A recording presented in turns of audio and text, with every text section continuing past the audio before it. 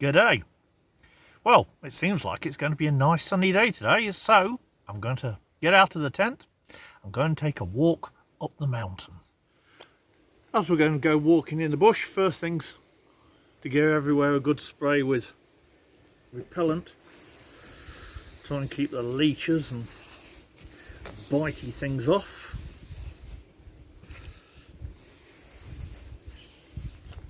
Feet and legs being more, also the arms as well. Don't really want any hitchhikers or about. So this is Stump Clearing, as we call it. That's the road into Stump Clearing, coming up the hill from outside the excavator.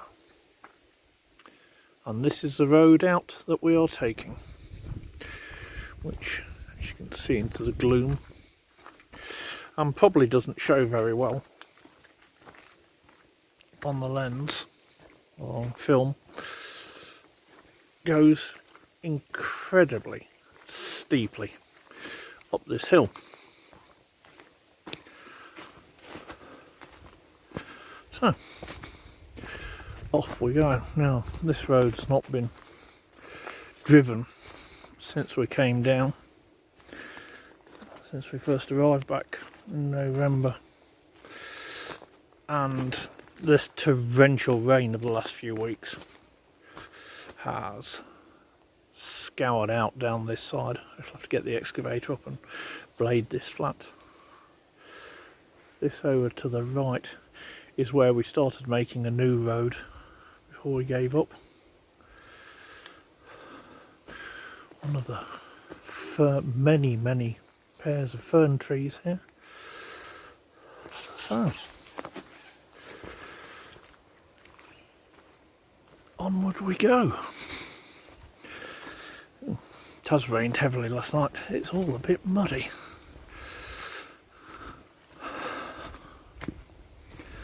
I'll try not to pant too much, but I'm bound to get somewhat out of breath hiking up here. Again, it just looks flat, but it is very steep.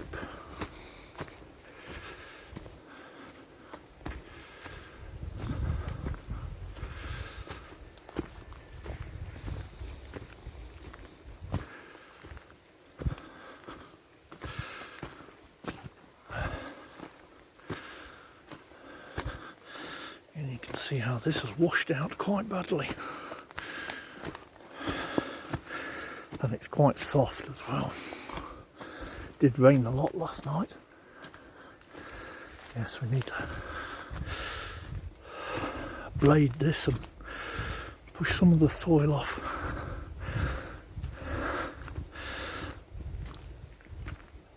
There's a lot of fallen stuff, branches, leaves.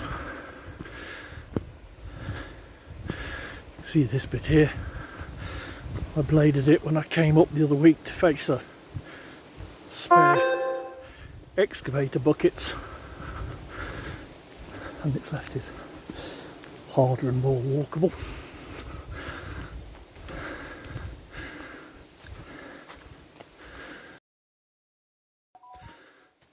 And here we are. As the leaner clearing comes into view. I'll get up here and then catch my breath.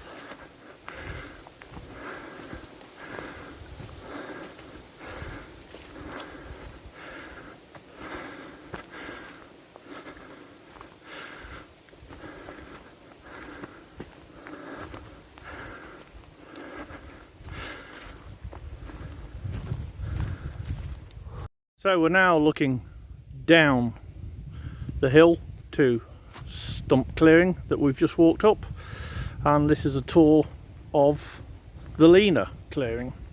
So this is where there's slight space off to one side where we piled some thin sticks, and where we piled all the massive brush because it just drops off over the back there.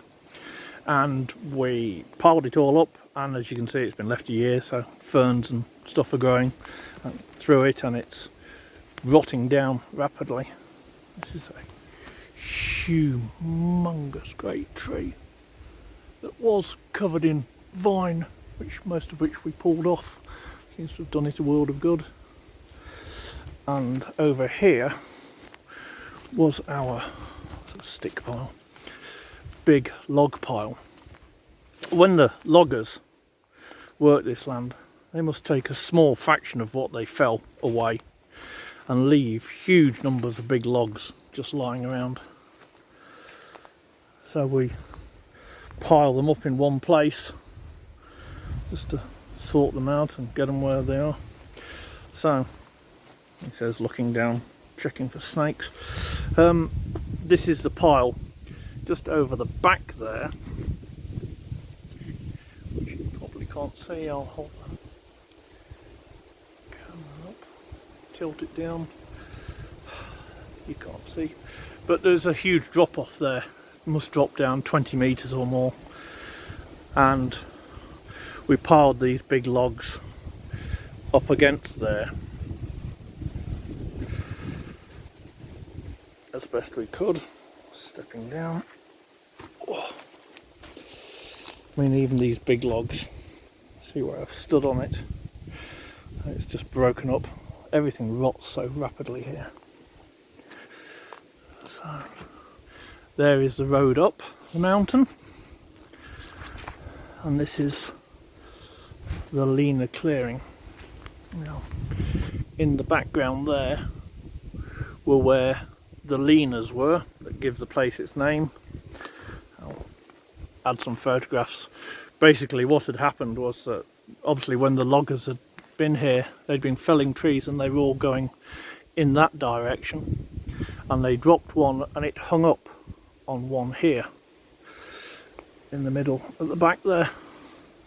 So it was incredibly dangerous. This very thick tree hanging, poised in mid-air. So I cut it off from the root, whereupon it pivoted up and was swinging in mid-air. I got a rope over it but couldn't drag it down, so I decided to fell the tree that it was hanging in, which I did, and they fell and they promptly hung up on a third tree. See it? There, it's this tree here, all the way up there, which it would appear sometime in the past they knocked over a couple of other trees going by the logs left on the ground, and as one of them fell, it hit a third tree, which then fell into that crotch just there. So it's been cut off at the root, but it's poised like a seesaw, so the whole thing's a dangerous structure because you don't know when that crotch is going to split and the whole lot's going to come down.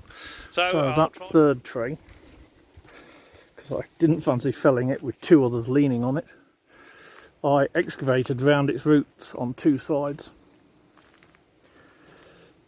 and then the bushfire came and we had to leave before I'd finished. But in the 2 years we were away, it obviously did the trick, and it's down. It's down, fallen just where I wanted it to fall, down into, I won't call it a road so much as a trail that runs down, which runs down the hill to the west, and was going to meet up with the road, that the new road that we were building was the plan. If I pan around here past that root ball, you can see there's the leaner that was up it, and just there the other leaner that was leaning through this leaner. And again, it all tails off down that way. By taking out a few of these trees here, you would have a spectacular view to the west and good sunshine. By the time we'd finished clearing here 2 years ago, and removed lots of the shrub, you're already getting beautiful glimpses of the view. So this was our favourite spot for building a house. More rubble that we just left. We left very rapidly because of the approaching bushfire. So here are 2 stumps that we pulled over. This one here was a dead tree. I've got some photographs of it, which I'll try and insert in the video, which was completely hollow and full of termites, and a huge termite nest, white ants as we call them here. So that was interesting. So this is the Lena Clearing. That's the south, going up the hill, panning round to the west where the spectacular views will be,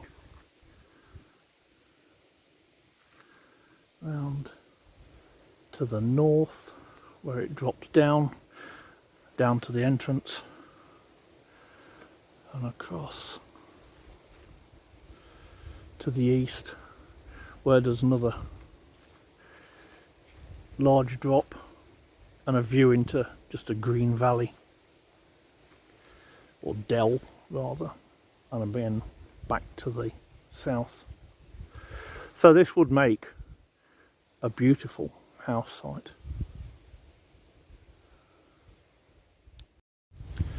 So this is the road heading up the mountain from Lena Clearing. So let's take a walk towards the south, and it curves round to the east and up the mountain. I can tell, well, we used to park the ute here, so you can see how much it's grown up.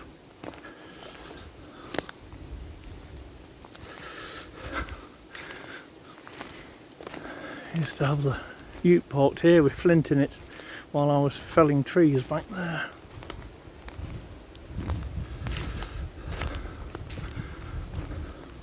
Everywhere you go, there are stumps and huge trees and bits of log.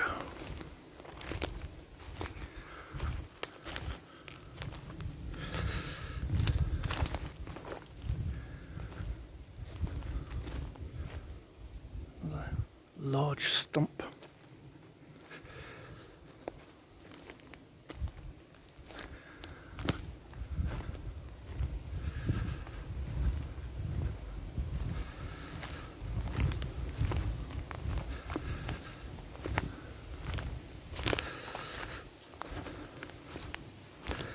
And it is a series of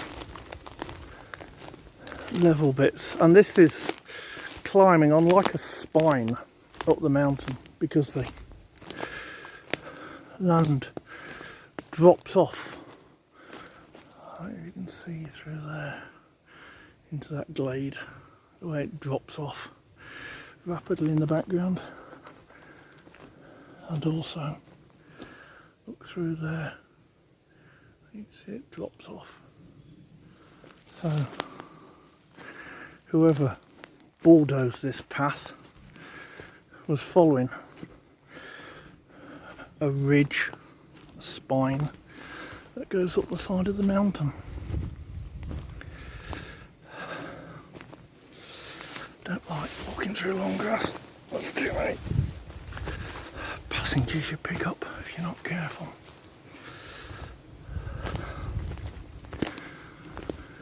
And here it gets quite steep again, so I apologise in advance if I start panting. I'm not ill, I'm just old.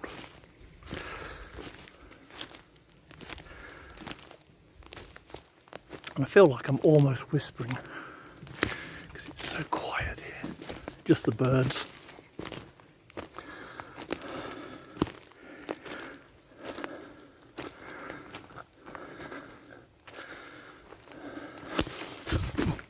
Trip.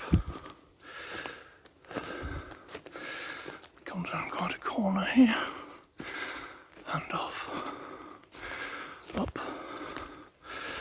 another section to this side.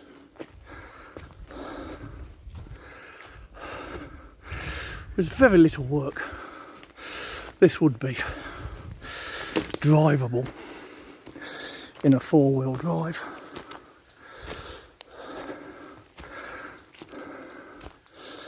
Somebody with a bulldozer or even a grader. I think it's a bit steep for a grader. Bulldozer would certainly turn this into something drivable, although narrow. Here in New South Wales, you're supposed to have 3 metres of roadway and 1.5 metres of cut vegetation either side. As you can see, this is barely 3 metres at best, never mind.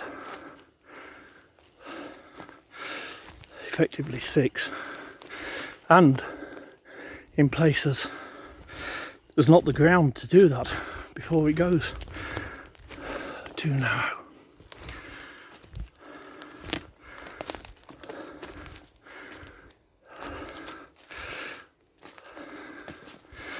I think I've said this before. The thing I love about this place is tree ferns, and they are everywhere. Right, now it gets to a very steep bit. This is like 1 in 2, almost 1 in 1 in places. You know, 45-degree angle.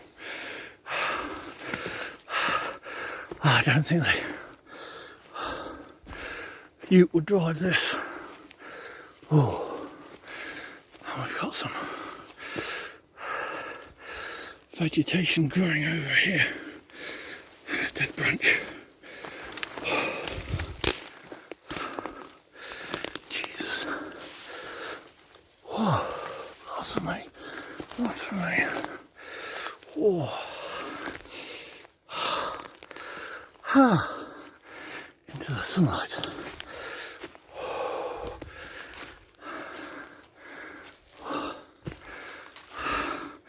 I'm quite glad I didn't put a cardigan or a jumper on, because it's very warm.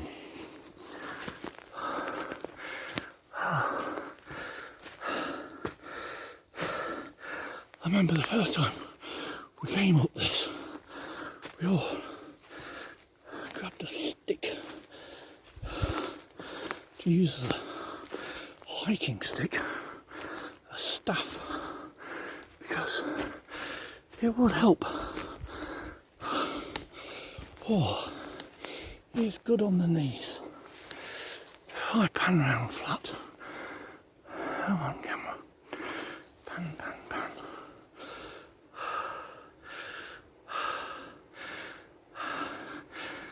So I can zoom in. In the far distance, you can see the trees way up north, way beyond our land.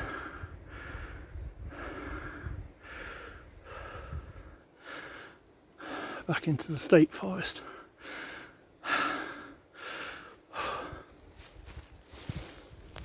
Right, next, high piece.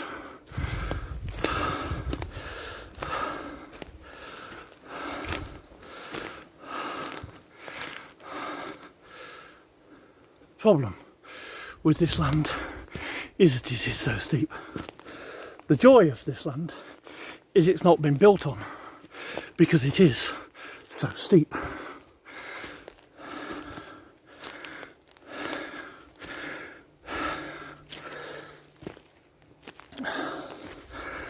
state forest that surrounds it is somewhat more level and therefore heavily logged.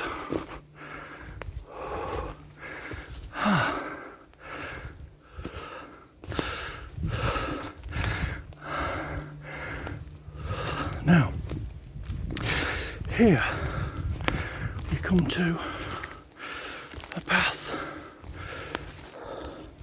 that we went down once. That's heading east, and you can hardly make it out, but it is a trail. Drops very steeply down, and then there's a path off the side of it which goes, I think, because it was very difficult to follow, back towards Stump Clearing. But now, as I pan slowly around, you see the road pans off and starts swinging even more to my right, which is the west, as the road does a curve through the land.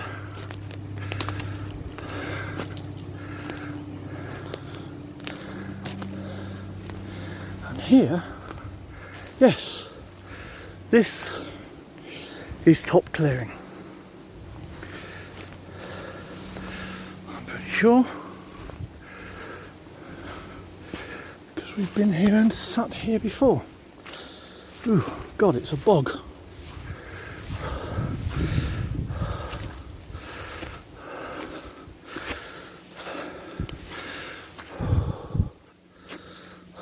Right. Very boggy. I'll stop and check the altitude.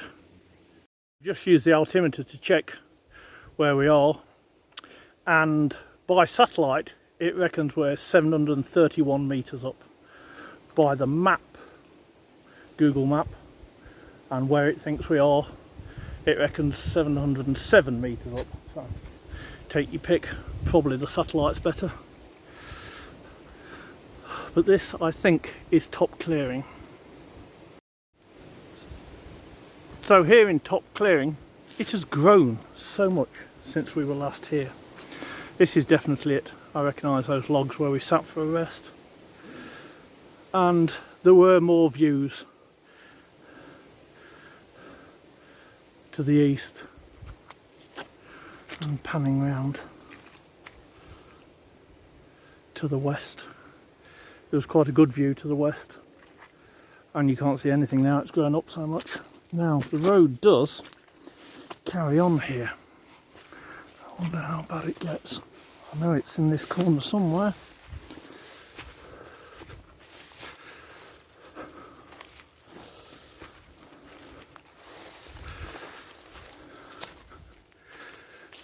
Where does it go?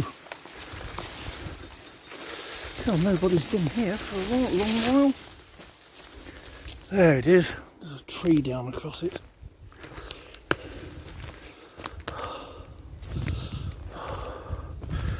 Which I can't climb over. And that road ascends a bit more and then curves round to the other entrances. Let's see if I can get past this tree. Oh, that's upset the gimbal. There we go, I'm through.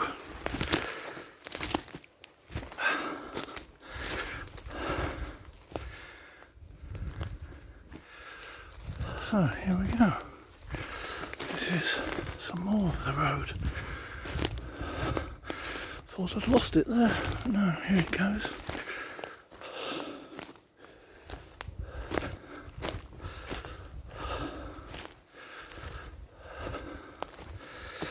We are still climbing.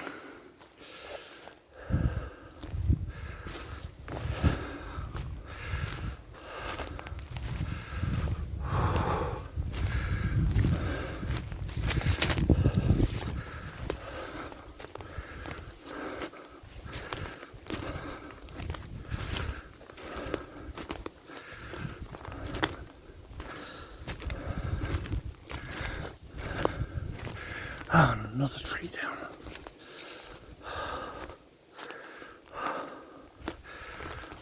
Oh, I can't climb through that. Yeah, that's the trouble here. So many trees just fall.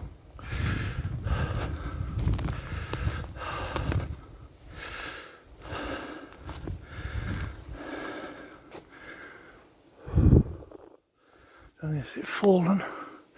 But stuff's growing around it. No.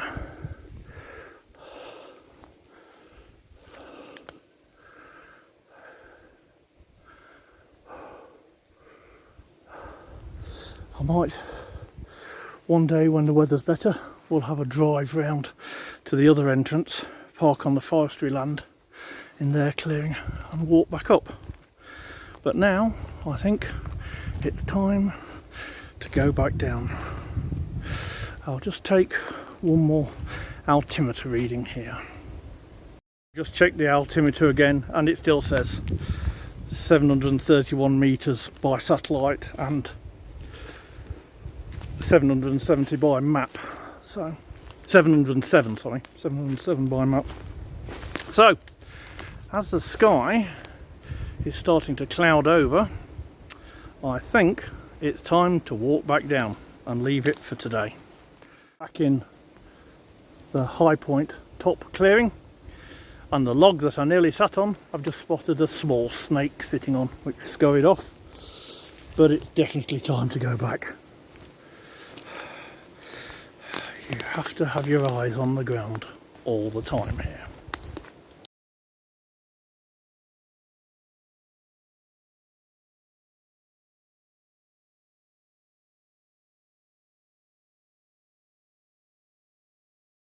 Back down. Oh, and it seems even steeper.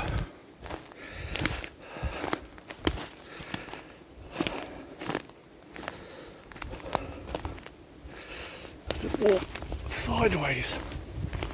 Stop yourself falling. This camera footage does nothing to convey how steep it is, but you can probably hear my feet sliding as my boots lose traction on this hill despite walking sideways.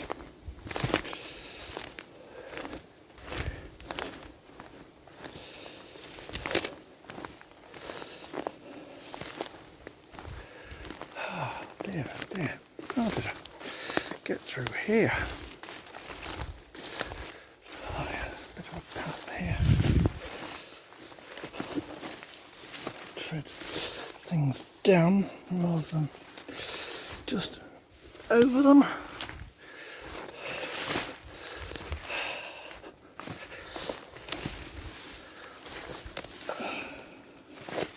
Gonna have a good leech check when I get back. That's for certain.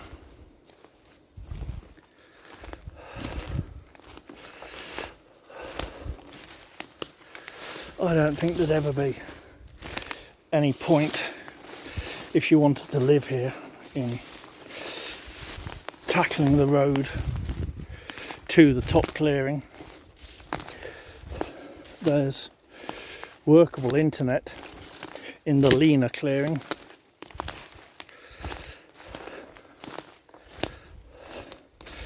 Which is all you need. Good views, better views I think than the top.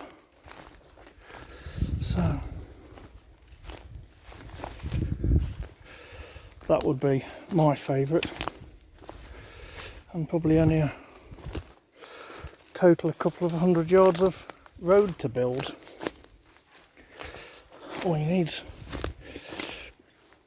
money or some big machines and you'd be in.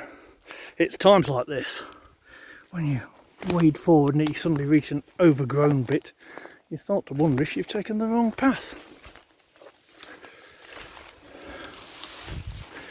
Do I come this way? Is this the actual road I'm in? Ow! Ow! scramble. Ew.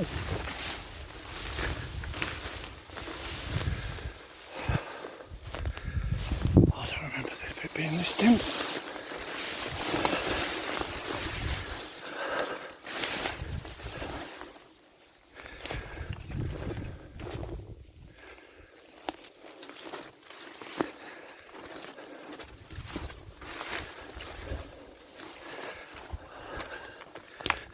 It's very easy to get lost up here.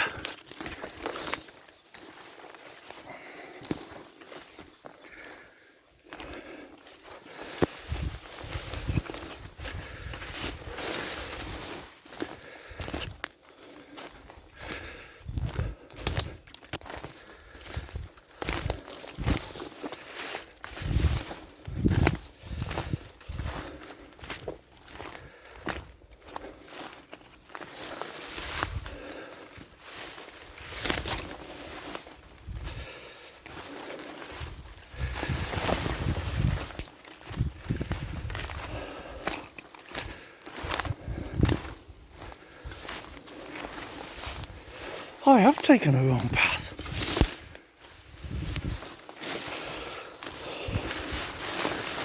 I am indeed lost. Yeah, this is a dead end. I didn't come up here. Oh, good grief.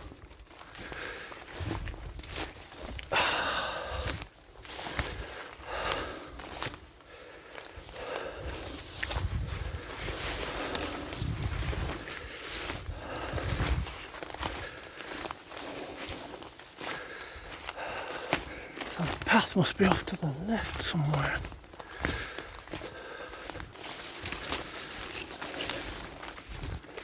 I tell you, there are so many paths here that it's easy to get lost.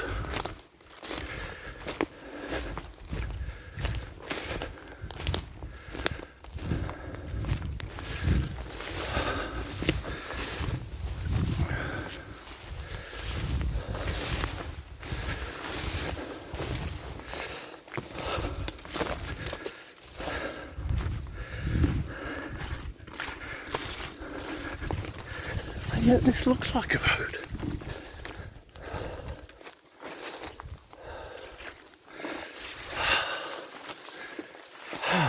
Dear.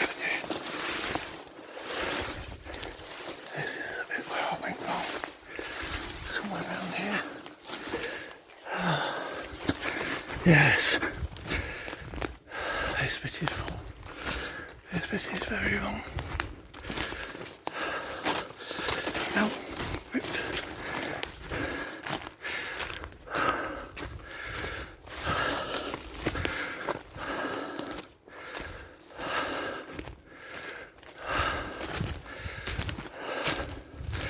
don't remember that on the way up.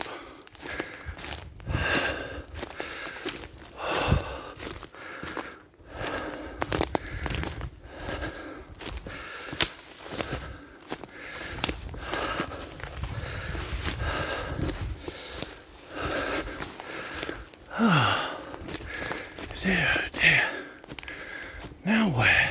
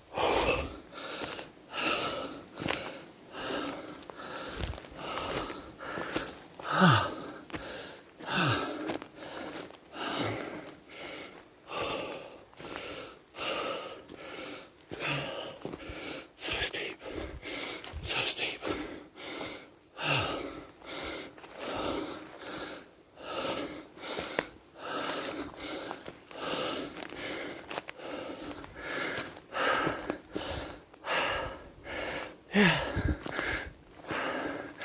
I just came through here. There's where I went wrong.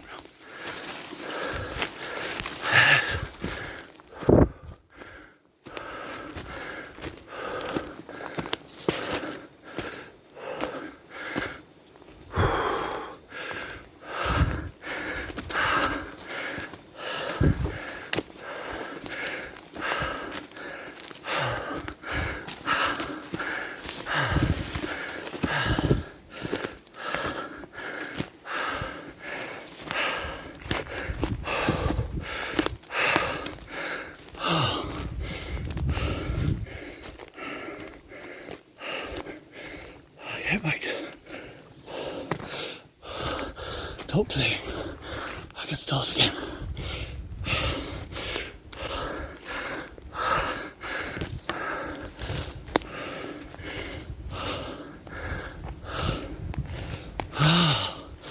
There I went. There's stump clearing. And I went. And it goes down here.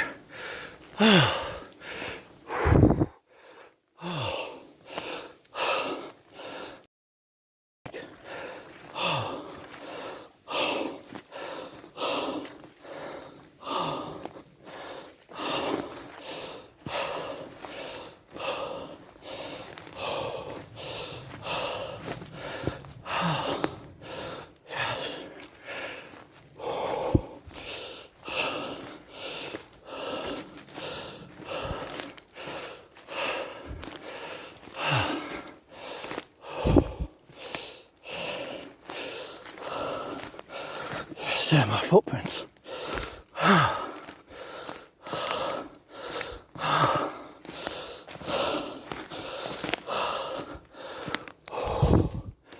Yes. So easy. Take a wrong turn. When we were first clearing, stump clearing, I saw a trail going off. So leaving the wife in what was obviously the road, I had set off following this trail, using my phone as sat nav to work out where I was. And in a very short period of time, I was lost. Couldn't see the sun, didn't know which direction was, shouted for the wife. In the bush, it just echoes off the trees. It comes from all around you. He says nearly falling base over apex. And I was lost. I must have been 20 yards from her. Completely lost. Lots of shouting, wandering till I could see the sun, bit of dead reckoning. Sat nav's useless. And I spotted a tree I recognised. And from there on, it was okay. But like this, it's so easy to get lost. You can get lost up here, snake bit, unable to radio for help, nobody'd ever find you. And the predominant snake that we've seen around here is Stephen's banded tree snake, which apparently most hospitals don't carry anti-venom for. 2013, there was a bloke bit, 3 hours to be rescued, 7 hours later in hospital he died. I think that's the only one, or the only one in relatively recent history, so it's not compared with car crashes or even plane crashes. The number of snake death bites in Australia is very rare. But it all depends on your risk factor, and the risk when you're up a mountain with little to no phone, upsets the gimbal, the buttons on the gimbal, and down and up and left and right and left and right. It's a bit confusing, and it's not got anything like a horizon to latch onto. So I'm filming all this in 4K because the phone can. And I shall edit it in 4K, but it'll have to be reduced drastically to upload to YouTube until such time as we get real internet. I've probably got enough footage now to last a day's worth of upload at Optus's half a megabit if you're lucky upload speed. Yay. Yes.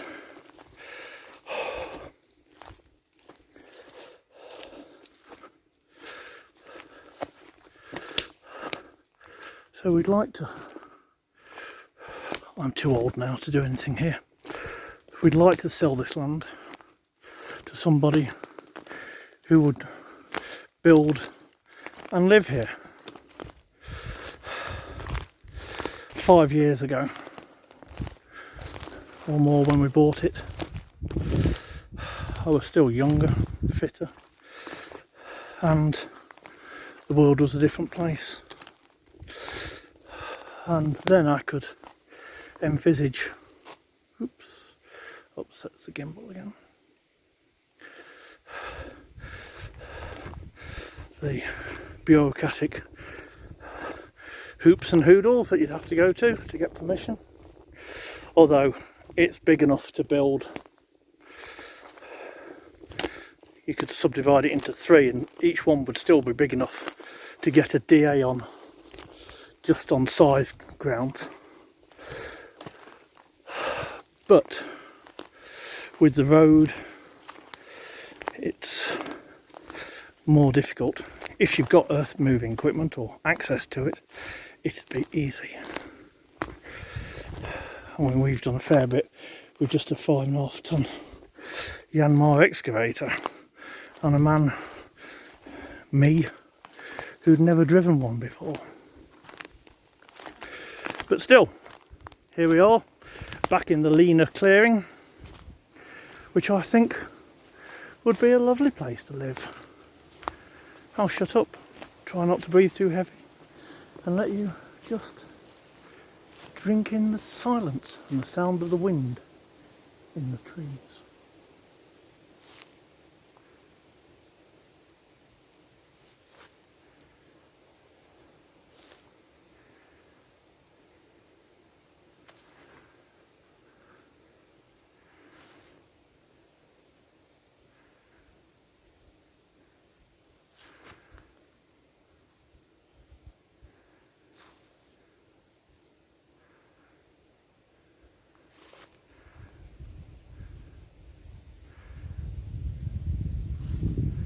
Beautiful, isn't it?